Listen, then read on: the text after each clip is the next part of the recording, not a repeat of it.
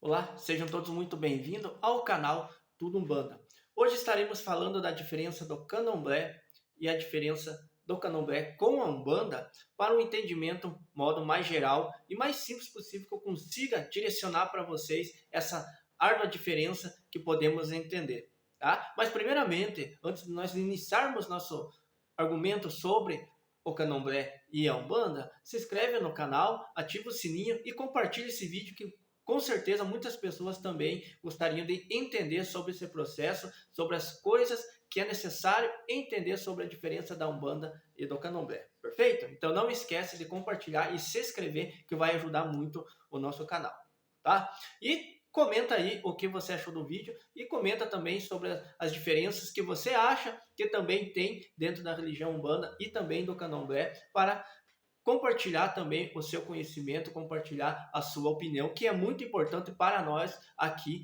no canal Tudo Umbanda. Perfeito? Então vamos lá. Para que nós possamos entender primeiramente, devemos focar e olhar para o continente africano. Tá? O continente africano, que não é um país, é um continente, e dentro desse continente africano, os orixás eram cultuados, ou seja, eles eram um culto. Eles cultuavam os orixás. Fazem oferendas, cultuam da forma que eles aprenderam de uma tradição que foi passada de gerações para gerações. Tá? Com o Brasil colônia, com o tráfico de escravos, essa cultura africana, essa tradição africana do culto dos orixás veio junto para o Brasil dentro do seu processo de tráfico de escravos. Junto com os escravos, junto com as pessoas que vieram da África em condições de escravo naquele momento, trouxeram consigo todo o conhecimento, todas as tradições, todos os cultos dos orixás para um continente desconhecido, para um lugar desconhecido. A sua fé, o seu amor aos orixás, a sua crença aos orixás foi trazido e foi composto aqui dentro do Brasil.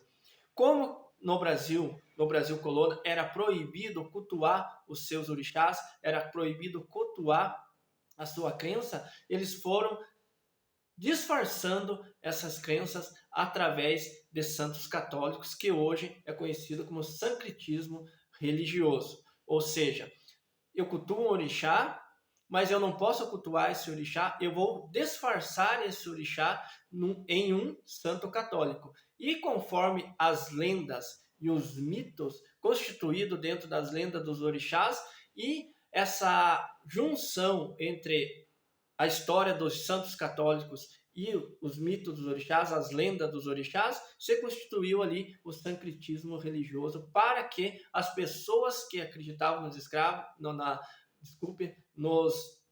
nos orixás, pudessem cultuar seus orixás sem ser castigados, sem ser punido. Então, o secretismo religioso dentro desse processo seria isso, tá? A cultuar o orixá disfarçado, naquela época, claro, disfarçado em um santo católico, porque a igreja imperava naquele momento e colocava toda a sua doutrina e era proibido cultuar fora o que a igreja permitia. Então, os escravos, não podendo cultuar seus orixás, suas crenças, conseguiram trazer e sobreviver até hoje, né, essas crenças, essas tradições dentro do Brasil.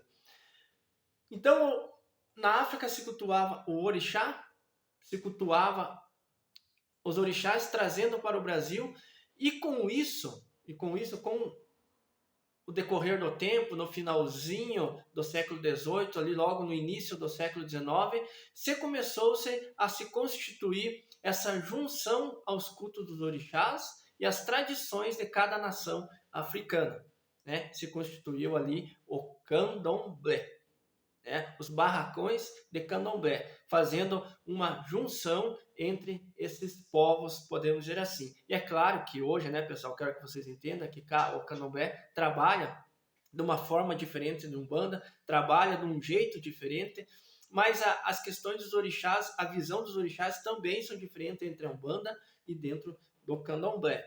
Perfeito? Isso que é muito interessante vocês entenderem. E quando se constituiu essa junção entre as nações, e dentro do candomblé nós temos ali as nações, nação Jeje, nação Queto, nação Nagô, Angola, e cada vertente candomblecista, cada nação de candomblé cultua os cultos dos orixás conforme foi exposto e veio junto ao tráfico de escravos, junto a essa tradição que se compôs até hoje, que nós vemos aí essas diferenças de vertentes de nações também dentro do candomblé. E é muito importante isso, nós desenvolvemos nesse sentido.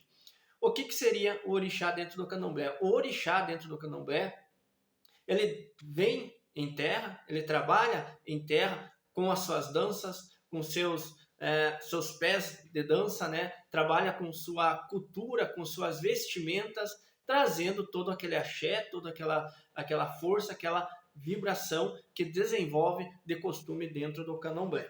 Perfeito? E no candomblé não existe a consulta ao orixá como existe dentro da Umbanda. Então, se você está cultuando, está no candomblé, você não pode entrar consultar com o orixá, porque dentro do candomblé, suas tradições, que o orixá, ele não fala, ele não dá consulta, ele não fala com as pessoas, ele desce em terra, faz suas danças conforme as danças compostas dentro das suas lendas, com suas vestimentas, com suas tradições, que assim foi desenvolvida e foi cultuado dentro do continente africano, com a herança aqui dentro do Brasil. Então, se você chegar dentro do candomblé, você não vai conseguir consultar com o orixá, né? Se você quer consultar, quer ver o que o orixá quer falar, você vai ter que fazer um jogo de buzo junto com o pai de santo, para saber o que o orixá está tentando lhe mostrar naquele momento,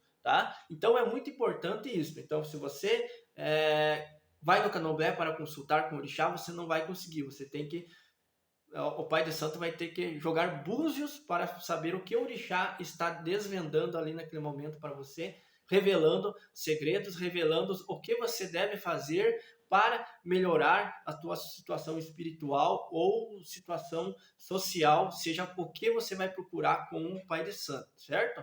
Diferente da Umbanda, nesse sentido que nós já vamos falar novamente, nós vamos falar mais para frente, tá? Então, dentro dos seus mitos, você vai desenvolver ali o candomblé, e eles têm toda uma cultura, a forma do atabaque ser tocado, a forma que o orixá desce dentro do terreiro, as danças dos orixás, cada orixá tem uma forma de dança para que se direcione ali a forma que ele manifesta, tá? Então, o candomblé é uma religião muito rica e muito cultural no sentido da matriz africana, né, que vem essa herança para o Brasil. Então, o culto dos orixás se compõe nesse sentido. A religião do candomblé se compõe desta forma. Você vai no barracão, você vai ver os orixás dançando, as suas tradições que compõem ali.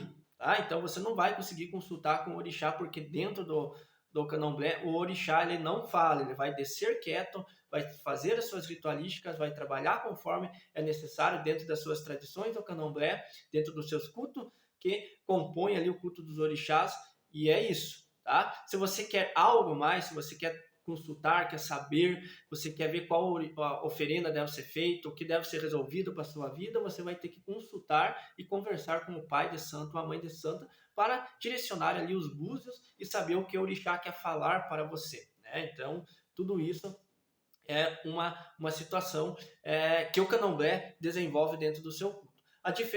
Isso é uma diferença que a Umbanda caminha ao contrário da religião do candomblé, que quando a Umbanda se desenvolve, né, a Umbanda vem nascer no Brasil em 1908, em 15 de novembro de 1908, através de Zélio Fernandino de Moraes, que traz para dentro da sua religião, de toda a história que Zélio Fernandino de Moraes desenvolve, e dentro dessa religião que a espiritualidade traz para a Terra, vem diretamente junto com o espiritismo. É bem espiritualista a religião Umbanda. Trabalha com o espiritismo, trabalha dentro do espiritualismo muito forte, tá? Trabalha com os espíritos. A diferença do candomblé é que trabalha com os orixás. a divindade dos orixás. A Umbanda trabalha com os espíritos direcionados que vêm em terra para fazer a consulta. Uma das diferenças. Então, você chega dentro da Umbanda, você consegue consultar com uma entidade incorporada ao médium. Tá? Então, em 1908, a Umbanda de Zélio Fernandino de Moraes traz em terra essa oportunidade dos espíritos incorporarem aos médiuns e conversar com os médiuns e com as pessoas através da incorporação dos seus aparelhos, dos seus médiuns, servindo de mediador. Né? Então, todas essas questões é muito importante direcionar, né? A diferença do candomblé e da Umbanda são uma delas, as consultas que a consulta do candomblé ele é feito pelo Pai de Santo. E na consulta na Umbanda, você já consegue consultar com uma entidade e saber o que ela tem que falar, saber o que ela tem a aconselhar. Em 1908, quando Zélio Fernandino de Moraes com as suas necessidades espirituais que ali se desenvolve, a Umbanda nasce dentro do centro espírita. Tá? Então, ela tem muita influência ao espiritismo. Ela não é uma religião espírita, que é o espiritismo, né? Ela não é a religião espiritismo, que seria desenvolver os espíritos. Ser espírita é seguir a religião do espiritismo, de Allan Kardec. Então, tanto a Umbanda ela é uma crença espiritualista. Tá? Então, ser espírita é seguir o espiritismo, que é a religião da codificação de Kardec. E ser umbandista é seguir a doutrinação das bases de Zélio Fernandino de Moraes, que traz também, né, depois em 1908, antes de 1908, já existia a cabula, já existia a macumba, já existiam as incorporações das próprias entidades. Então, existia já um certo centelha, uma centelha para o surgimento da Umbanda. E Zélio Fernandino de Moraes foi esse precursor que buscou isso com a ajuda da espiritualidade para fazer a formação da Umbanda em 1908. E ela é muito espiritualista, bastante espiritualista. E com o passar do tempo, essa religião, a Umbanda, ela vai sofrendo muitas mudanças. Ela vai sofrendo muitas mudanças. Com a influência tanto do culto dos orixás e também com a influência do candomblé, que vai se vinculando juntamente com a Umbanda numa tradição social, certo? Então, uma das diferenças seria isso, você poder consultar e também na Umbanda e no candomblé você não poder consultar com as entidades, as consultas são totalmente diferentes, as consultas, o jeito de trabalho, tá? E o candomblé, dentro de suas incorporações, só trabalha com o orixá. Tá? Só trabalha com o orixá. E na Umbanda, o orixá, a visão do orixá, ela é mais diferente. O orixá ela é desenvolvida dentro de uma energia. A lei de Deus em ação. Então, o orixá para a Umbanda ele não é superior a Deus. No candomblé, o orixá já desenvolve já uma certa divindade composta ali a superioridade. Na Umbanda, não. Na Umbanda já tem Deus, o principal foco, e também a crença desenvolvida a Jesus, né? A crença desenvolvida às doutrinas de Jesus no sentido mais espiritual. Tá? E também trazendo os orixás como a lei de Deus em ação. Tá? A Umbanda ela não trabalha com o orixá. Ela não tem o orixá ali ao incorporar na Umbanda, ou nos médios que trabalham na Umbanda. A Umbanda trabalha com as linhas de trabalho que são os médios incorporando os espíritos composto à cultura social que eles tinham antes de desreencarnar.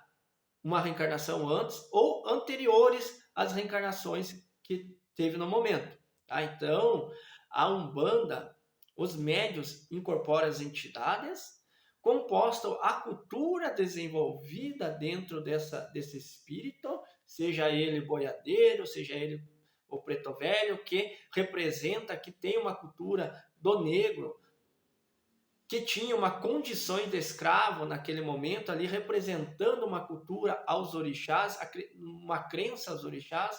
As linhas de trabalho está espelhada dentro de uma cultura social.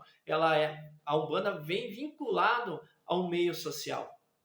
trazendo consigo as linhas de trabalho como o cigano, como o preto velho, como o boiadeiro, como o marinheiro e assim por diante. Então, o Exu, né, o Exu representando ali o povo europeu, e todas as etnias dessa miscigenação brasileira, as linhas de trabalho trazem para trazer a sociedade e o reflexo social. E você chegando dentro de um terreiro de Umbanda, você já vai conseguir consultar com uma entidade para que você possa expressar as suas necessidades que ali estão, com suas dificuldades, e o espírito que está ali, seja preto velho, seja caboclo, incorporado com o médium, possa lhe orientar, possa direcionar uma palavra de conforto, uma orientação, um segmento. Tá? E com o passar do tempo, né, em 1908, essa Umbanda trabalhava-se só com o preto velho e o caboclo. Tá? Então, o preto velho e o caboclo, as principais linhas de trabalho em 1908. Com o passar do tempo, foi se passando, foi se progredindo a Umbanda, entrou-se as linhas as linhas de trabalhos que ali nós conhecemos hoje, como o Exu, como o caboclo, como o preto velho. Então essas linhas foram adentro, o preto velho já existia, o caboclo também já existia, mas outras linhas como o Exu, como o marinheiro, a linha das crianças, os ciganos, tá certo? A linha dos ciganos, as linhas dos cangaceiros, as linhas de boiadeiros e assim por diante. E essa transição, essa renovação, podemos dizer assim, essa evolução no sentido de linha de trabalho trazendo para a Umbanda, ela reflete o quanto a Umbanda ela é brasileira. Tá? O Candomblé também é brasileiro. Tá? Muitas pessoas pensam, o Candomblé é africano, ele nasceu lá na África. Não, o Candomblé nasceu no Brasil. O que veio da África foi os cultos aos orixás, mas o nascimento, o Candomblé em si, como nós conhecemos hoje, ele nasce no Brasil.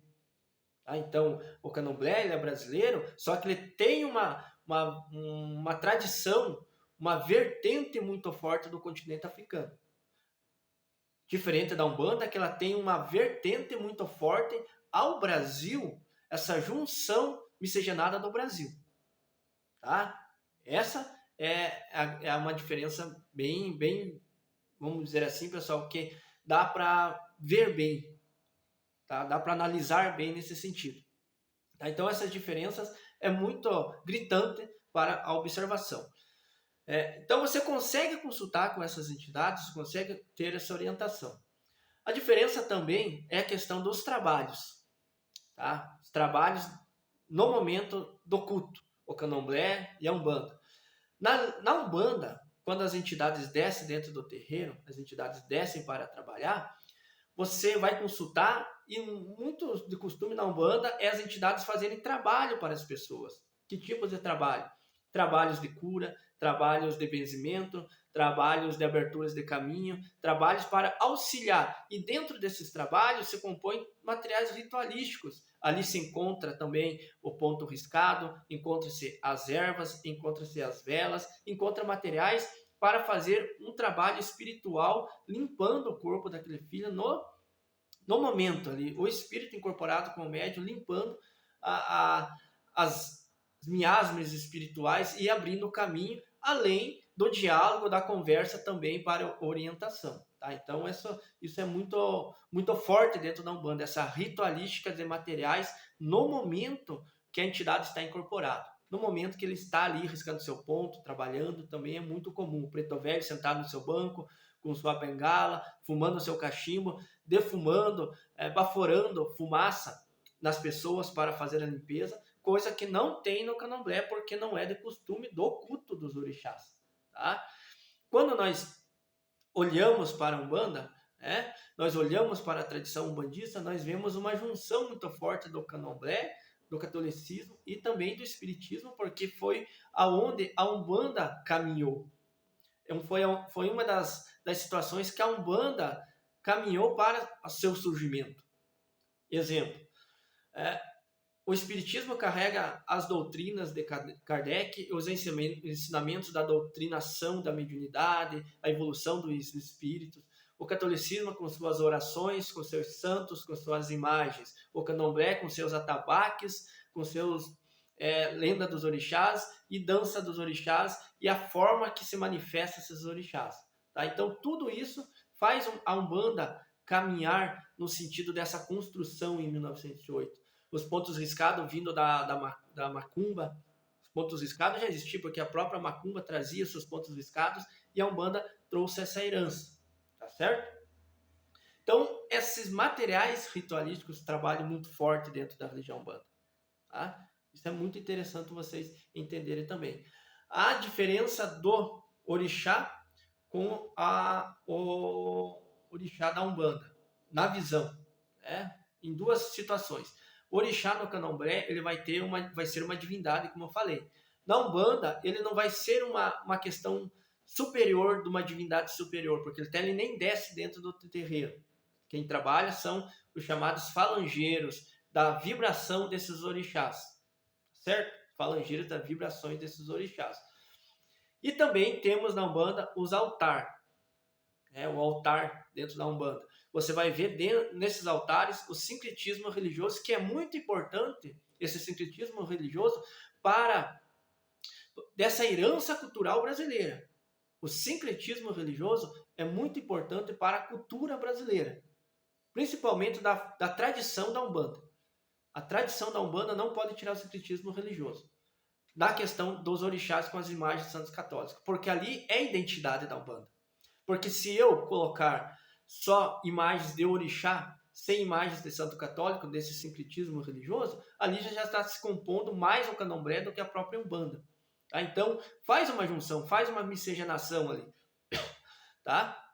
Então, se eu coloco o São Jorge, ali vai se compor, conforme a região brasileira, vai se compor ali Ogum.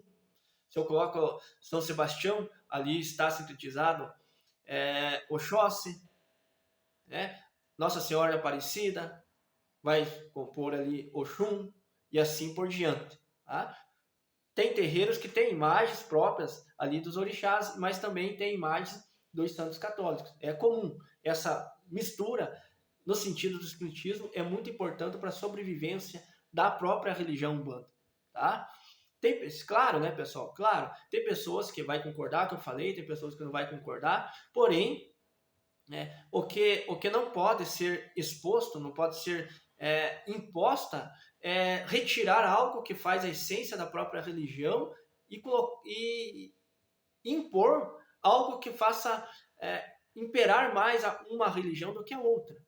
Porque a Umbanda, ela é as três religiões, mas ela tem sua essência, que são as linhas de trabalho, que são compostas pelo essa meio social dos espíritos que ali, cultural, que desce hoje dentro do terreiro.